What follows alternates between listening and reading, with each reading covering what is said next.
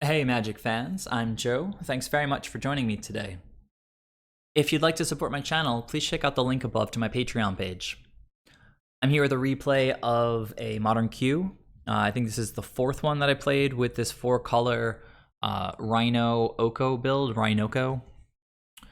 And let's see. Unfortunately, this only has one land, so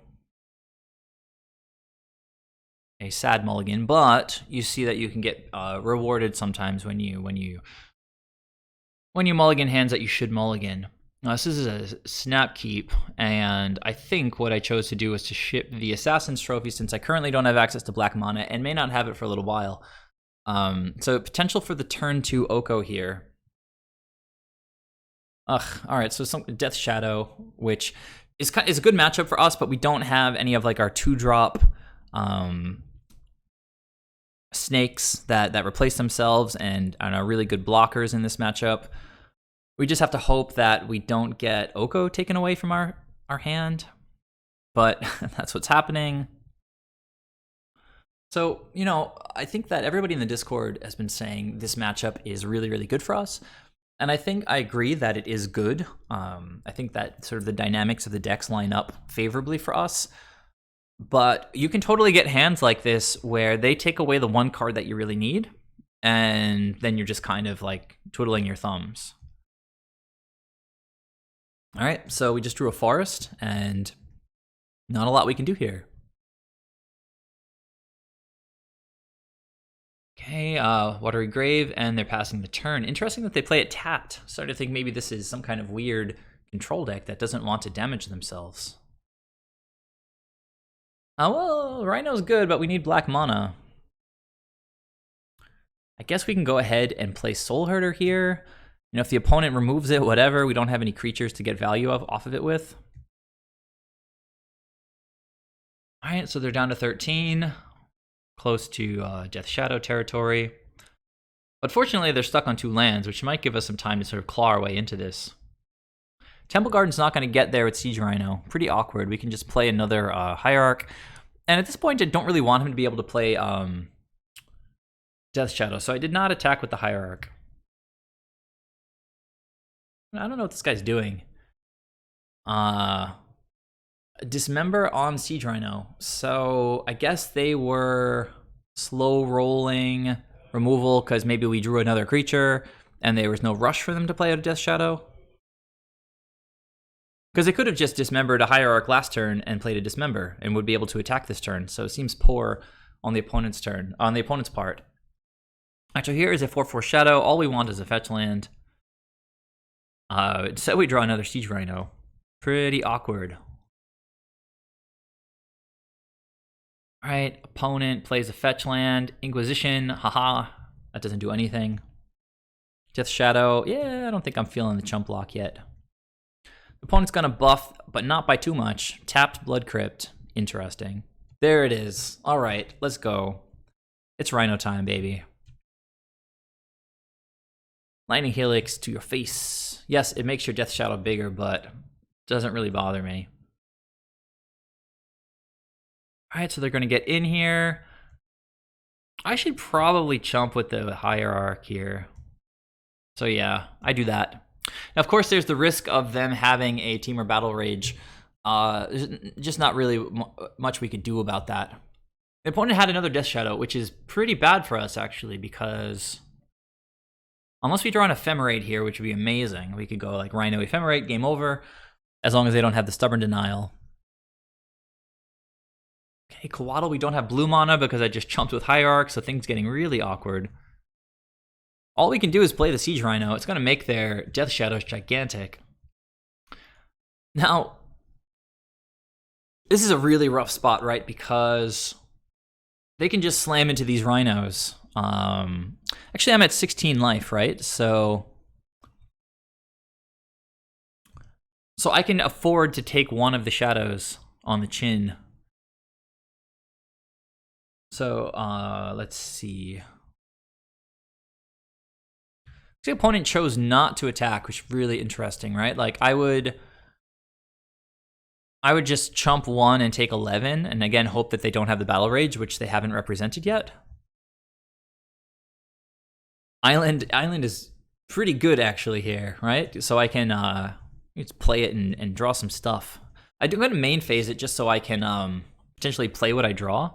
Don't have another island, so can't play that right now, but it's definitely just like pass back to the opponent and cross our fingers.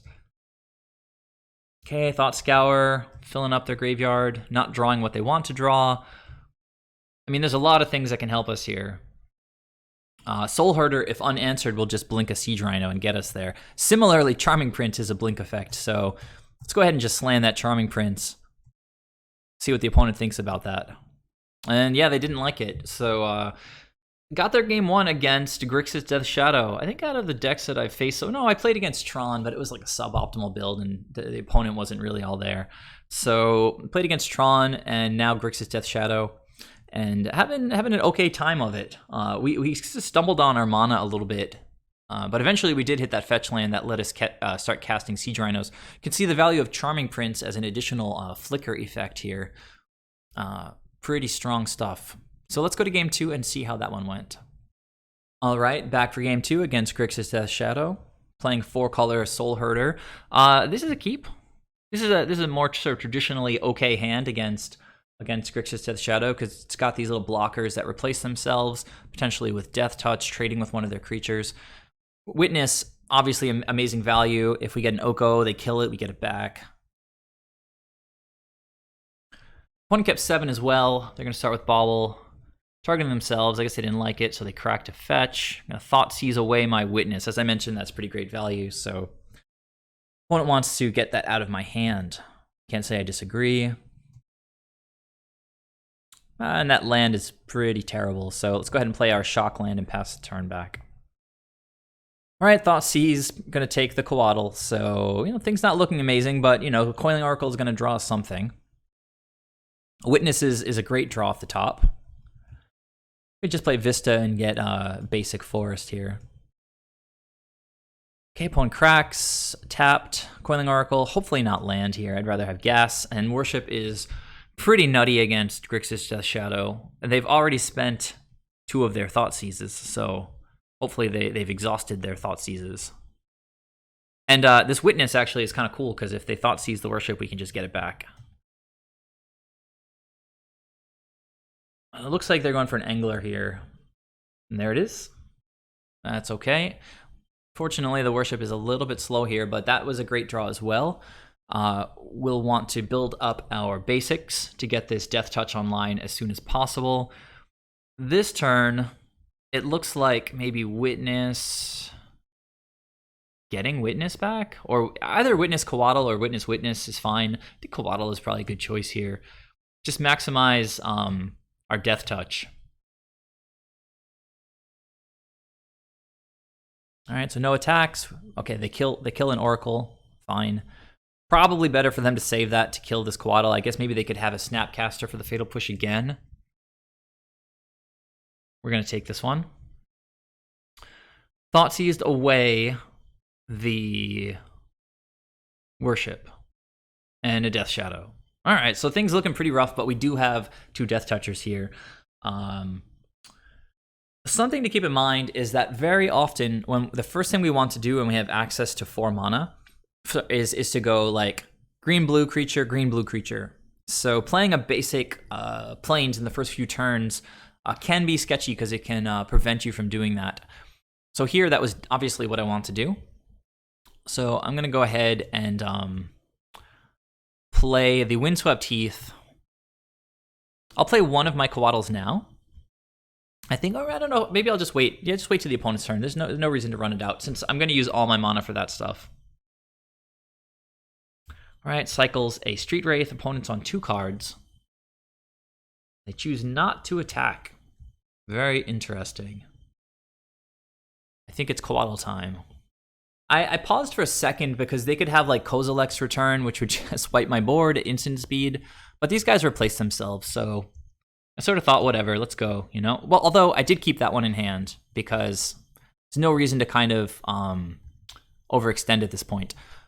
Assassin's Trophy is great, but we don't have black mana, so, we've got to get there. Charming Prince, very interesting because he can blink Eternal Witness and get back like Worship. So gonna go ahead and I think, let's see, go for that line, blinking the Witness. If the opponent doesn't have removal right now. Okay, here's Snapcaster, and it looks like they don't have, they have Fatal Push, but they don't have Revolt, I think, right? So I think they can kill my Death Toucher, but they can't stop this Eternal Witness from getting back Worship. And I do have another Coatl here to flash in. I decided to flash in Coatl just on the off chance that I drew into like a Hierarch, and I did. So paid off. And here comes the Witness. Definitely going to get back Worship. Opponent basically can't win the game if I resolve Worship. So they could have Stubborn Denial. That's like possible, like very possibly the one spell that they haven't been casting yet. So I might want to sandbag the Worship. But in the end, you know, you go for it. And if they have the removal, or sorry, the counter, then we can always try to get it back again later with Eternal Witness. They did not have the counter, so Worship on the board. Time to start chipping in the air. Totally not afraid of their creatures anymore. Not sure what's happening. Okay, they're just dismembering the flyer, which is fine. It slows us down a little bit. We do have this fetch land here, so we can get black mana online. Okay, there's that Tomb. And Teferi is pretty awesome in this matchup. Just means that there's no tricks that they can play during combat. Like, normally they get in, they Team or Battle Rage, all that stuff. Now they would have to main phase it, and I can just Assassin's Trophy in response. I can also bounce things, but I'm really not afraid of their creatures too much. But I would like to draw cards. So let's bounce that Angler since it's kind of resource intensive for them to recast it. And Winds of Abandon is pretty nice. Play that tapped Hallowed Fountain, and yeah, we don't have to attack anytime soon.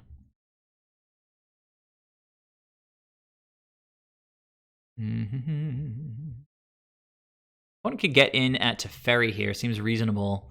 I think that, like, yeah, Teferi is just more valuable than Noble Hierarch, so just trade that Noble Hierarch away. Okay, here's a Death Shadow, and we know what the opponent's last card is in hand. It is a Gurmag Angler, and none of these big creatures matter at all. This is the first time I've played Worship in a little while. It's a pretty awesome card to have in the sideboard. Since this deck has like 0 artifact removal, there's the Angler, and you can see I have the hilarious answer in my hand. Soulherder, pretty good. Dun dun dun. Winds of Abandon. Swing for 4, and I think the opponent sees the writing on the wall because even if they play out a creature that they draw, they can't block both of these guys. And so they scooped. The opponent was really salty about losing to such a bad deck. They were typing away in the comments. And yeah, I don't know. It's just kind of funny. I mean, this guy's already playing in the queues. He's not in the leagues. So, you know, this is got to expect to see like decks that are being developed in the MTGO queues. He was just very, very unhappy to lose to one of these quote-unquote bad decks. But this is the 4th consecutive win for me with the bad deck, so I was kind of feeling good about it. Black spells have felt nice. Haven't even brought in any black spells from the sideboard, so there's still room to improve. Leave your thoughts down below. Please subscribe to the channel if you haven't done that yet. I really appreciate it. And if you want to really support the videos that I make, take a moment and check out my Patreon page. You can click on the link that's right here. And yeah, I'll see you in the next round, the next video, where I'll be back with a 5th replay of a queue that I've played with this 4-color list. And I'll see you guys there. Bye.